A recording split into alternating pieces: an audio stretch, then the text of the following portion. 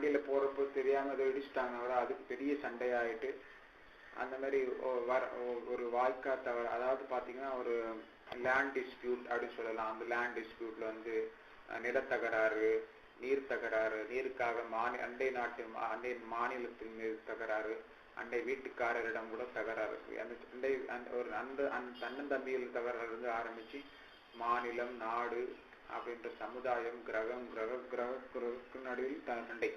அந்த மாதிரி சண்டை வந்து பாத்தீங்கன்னா அந்த அளவுக்கு சண்டை அதிகமா இருக்கு. கலியுகத்துல சண்டை அதிகமா இருக்கு. சிறிய சண்டை முதல் பெரிய சண்டை வரை ஒரு பெரிய போர். இப்ப வந்து 2 உலக போர் நடந்து விட்டது. அடுத்த உலக போர் வந்து வரப்போகிறது என்றது ஒரு கணிப்பு. அந்த அளவுக்கு வந்து மனிதர்கள் வந்து சண்டை சச்சரவுல உடையவர்களா இருக்கிறார்.